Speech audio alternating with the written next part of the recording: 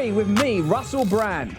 The things that I wanted to start with, given Elon Musk's recent takeover of Twitter, is whether he is a distinct and discrete category of a billionaire. How is he different? How is he the same? And how will Elon Musk's position at Twitter alter your position on Twitter? Well, that remains to be seen. I'm still banned, so that hasn't changed. I mean, he's suggested that he might reinstate Trump. Whether or not that means he'd reinstate me is a matter of question. It isn't obvious to me that the people who run the social media networks know exactly how to regulate them with any degree of utility. You know, I've probably read 100,000 comments online, or maybe more, and I've tried to read them with a psychologist's eye. And there are some things going on online that are, I think, that actually pose a threat to the integrity of the culture itself. The biggest problem that I can see is that the large online platforms allow anonymous troll demons to rampage through society with no cost to themselves. And I can identify these people quite accurately now. This will make a number of the people who are watching and listening uncomfortable because they'll be in the list of people who do this sort of thing. So the first thing is they have an anonymous name.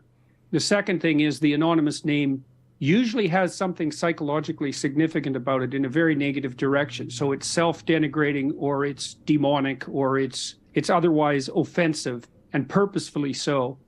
And then the people who are utter cowards, likely to be narcissists and Machiavellians, resentful people sitting in their basement at home, dwelling on their misery and doing everything they can to spew toxicity out into the world. Alone in their bedrooms, they're just isolated people who aren't causing any trouble. But as soon as they multiply themselves millions of times using this incredible, powerful computer technology, they're not even human anymore. In my estimation, they're literally a demonic force. And I mean that in a technical sense, right? You and I aren't exactly you and I in this conversation because we're amplified hundreds of times or thousands of times or hundreds of thousands of times. And so we're not just human, we're androids in some sense operating in a virtual space.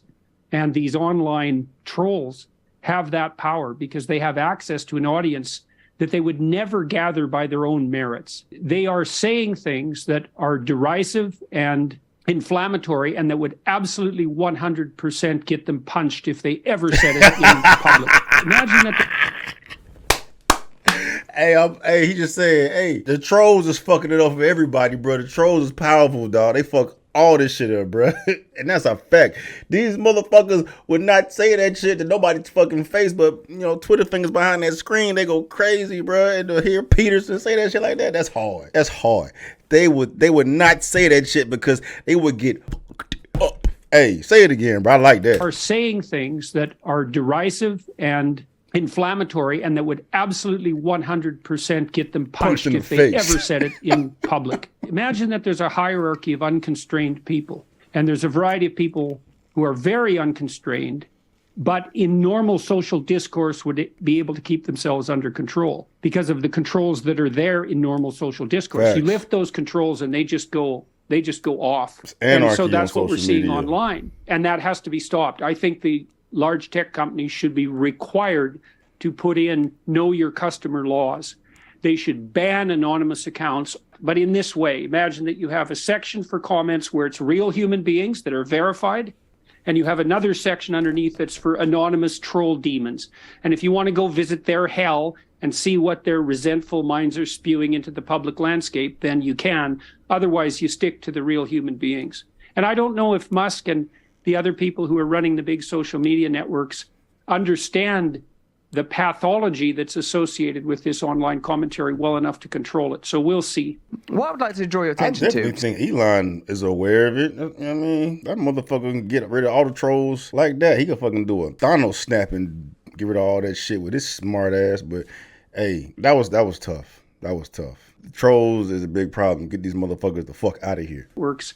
Understand the pathology that's associated with this online commentary well enough to control it. So we'll see. What I would like to draw your attention to, still sort of within the broad rubric of looking at Musk's acquisition of Twitter and how that may play out and how it may affect you personally. I was myself struck with, I think the tweet that you were banned for was sort of like commenting on Elliot Page. How do we prioritize compassion, kindness, love? And can't this basic palette of principles prevent us from getting into conflict around these ideas? Well, it isn't obvious to me that love can be reduced to compassion at all, because for a variety of reasons. First of all, I think love is a multidimensional virtue.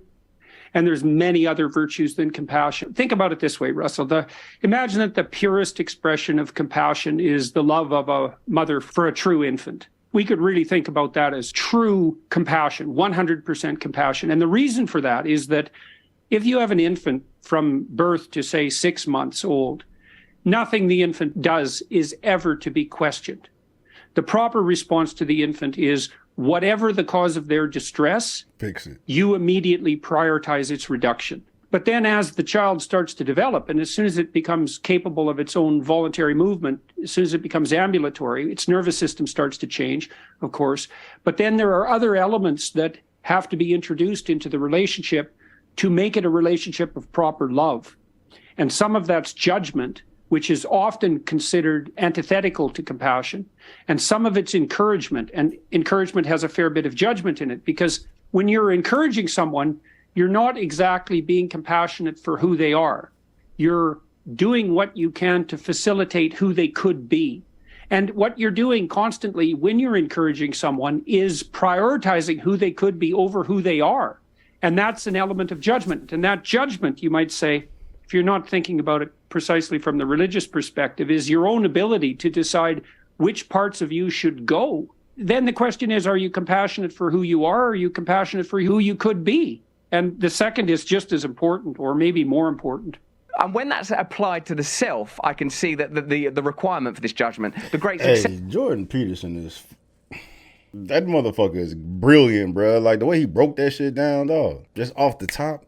And when that's applied to the self, I can see that the requirement for this judgment, the great success you've had in, clean your room, stand up straight, these kind of edicts offered to young men or young people who require discipline, I can see the success of that. But Jordan, I feel that when it becomes an outward strike of like, this person should not have done this thing, this is the impact these actions will have on the culture, this will lead to this kind of denigration, this will lead to decisions that are, in my view, palpably wrong. I feel that this is where we have to redress an imbalance around compassion. I feel that Elliot Page should be able to do whatever Elliot Page wants to do, and that my only role is to say, I recognise that I don't understand, and why would I understand? There are less obvious things that you could never understand about me. They're less evident and obvious, and for me, the basic principle of kindness and compassion is going to be my guide when dealing with Elliot Page and when posting something about Elliot Page. I do have recourse to the idea of, what do I want Elliot Page to feel? Happy. Accepted. That's what I want Elliot Page to feel. And if there are aspects of that I don't understand, then I'm willing to take the hit.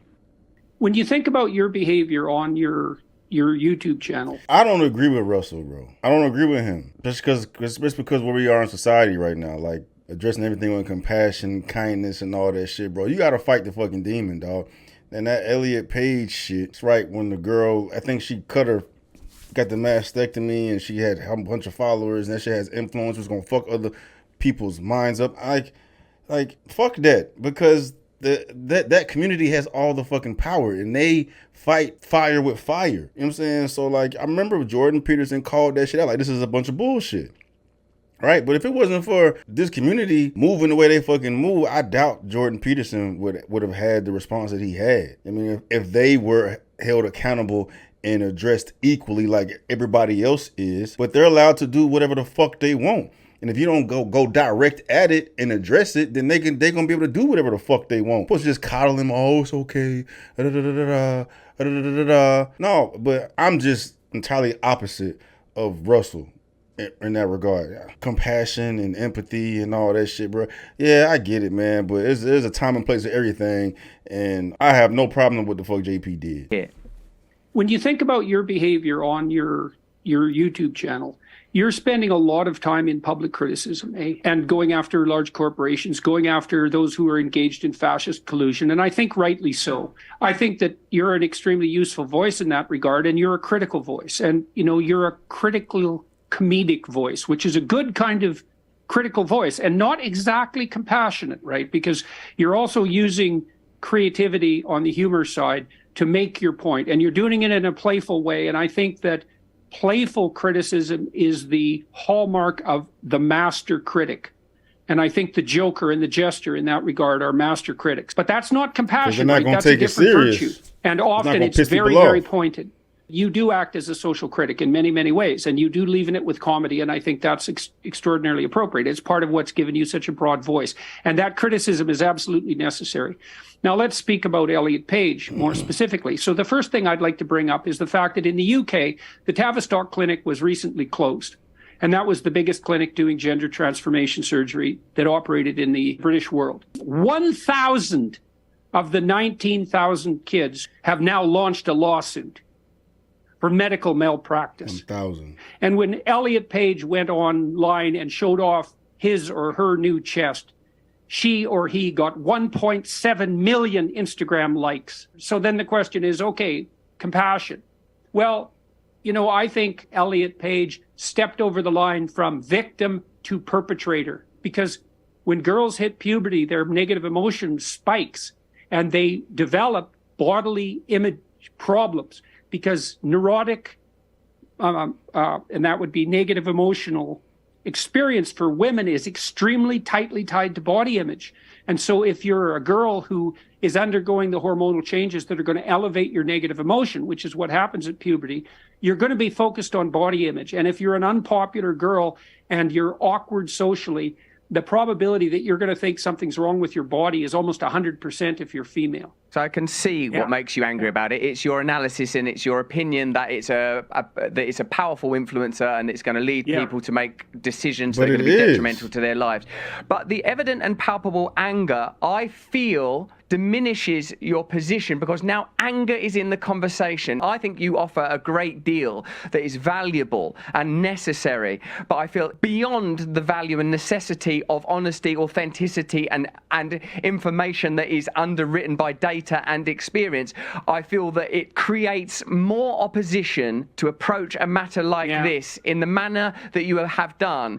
What are we going to anchor ourselves to ultimately, Jordan, navigating this space? Are we going to be participants in creating more and more ossified and oppositional camps, or are we going to create cartilage between us so that we can move between a room that Jordan Peterson is in and a room that Elliot Page is in and say, look, I believe in love, and I know it's complicated. I think you're beautiful and full of love. I really believe in that. And then when I sort of hear people being dismissive of you, it upsets me. And I see how you arm them. I feel that you arm them by sort of, in their language, dead naming Elliot Page. And I feel like why would you do that? It isn't necessary. Of course, it's the statistics you've cited about the Tavistock Clinic appear to speak for themselves. Is there a way that we can handle this that would be more akin to how we might imagine Christ would handle it? Otherwise, what's the point of Christianity? What's the point of Christianity if we're not going to embody Christ in our behavior? Look, everybody who's operating in the online space that we're operating is trying to get the tone right? And you do that in part by paying attention to the audience. And you do that by trying to see how people are responding, and not in a way that's pandering, but in a way that's open and attentive. And it's a very difficult thing to get right.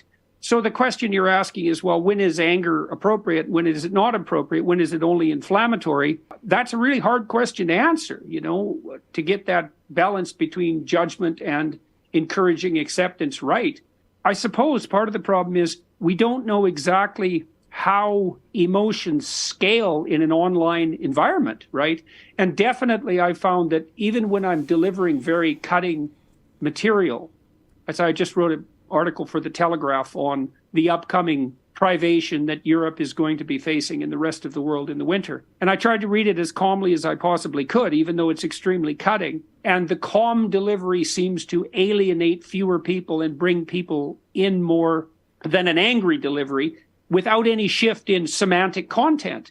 The right principle is probably something like minimal necessary force in your personal interactions and minimal necessary emotion in your online behavior. But it's hard to know exactly what that means. And it's not as if I think I've done it perfectly. I mean, you move like this towards that central line that hopefully is moving uphill. Watch entire episodes on demand. Hey, that was a heated gender debate. That wasn't heated. That was a hard ass debate, bro. Because I've never seen Jordan Peterson get held accountable like that. You know what I mean? And the manner in which Russell Brand like expressed how he felt about it, that was dope. And then hearing Jordan Peterson's response, basically like, yeah, I could have moved differently, but you know, I'm human. I'm still figuring it out, bro. This is all new. You know what I mean? That was just dope because I don't be seeing shit like that, bro. It's all the toxic fucking fussing, yelling, and I'm guilty of this shit myself, bro. Like, that's how you fucking talk about shit. That's how you have differences in opinions and talk about it, bro. You know what I'm saying? Like, that was hard, bro. That was tough. But like hearing Russell Brand speak, I get it. I already said it. I feel like you have to approach that community, that area, the way Jordan does because of how the fuck they move. They will cancel anybody. They got all the juice, all the power. So you can't address them in some little soft ass coddling way. You gotta get straight to the point. This is bullshit. Because you got all the other community feeling the same way that you feel too. And I get like, you're essentially fighting fire with fire. You're doing essentially fighting fire with fire. And that's what we've been doing. We've been fighting fire with fire. Ain't been no coddling nothing. You know what I'm saying? Like, you pissing off the fucking masses and shit has been slowly happening to equalize things or make things better, you know what I'm saying? But this group was literally allowed to move however the fuck they want to move and not be held accountable at all whatsoever. And you expect Jordan Peterson to just address this shit in a coddling manner? No, fuck that. But I mean, I live in Jordan Peterson's world, his perspective on these things. I'm not addressing that shit with love, compassion, and kindness because they're not treating society with love, compassion, and kindness. They are ruining lives, and you're going to be angry because of that, because you need to minimize emotion to rectify situations, to address the objective, right? I get that. And then it's like, it wasn't, Jordan Peterson just made a post on Twitter, bro. You know what I'm saying? Like, you don't know the tone and, you know, whatever. It was straight to the fucking point. Like, pretty much, this is bullshit. But I look at it as just fighting fire with fire. That's it. And Jordan Peterson, that motherfucker got some ammunition to fire off on the motherfucker, dog. They kicked him off Twitter for it, but, you know, hey, they canceling everybody for fucking speaking the truth. We in a weird space right now. We're not in a compassionate, loving, kind space in society right now. It is the end of time, seems like. So you walk around with this loving ass persona and shit, you're gonna get taken advantage of. You're gonna get fucked moving around like that. I get it, but we not in that. We in a fucking dystopia, bruh. Real shit. And we can't be being all fucking lovey-dovey with everybody, expecting everybody to reciprocate that shit. No, then you're gonna get taken advantage of. I'm saying, you're gonna get fucked up. Point blank, period. That's just how I feel. Y'all let me know what y'all think. All right, but that was dope. That was a dope ass fucking debate. Russell Brand is a real one. Jordan Peterson is a real one. And that's how you talk that talk. That was inspiring. Yeah, anyway. Peace.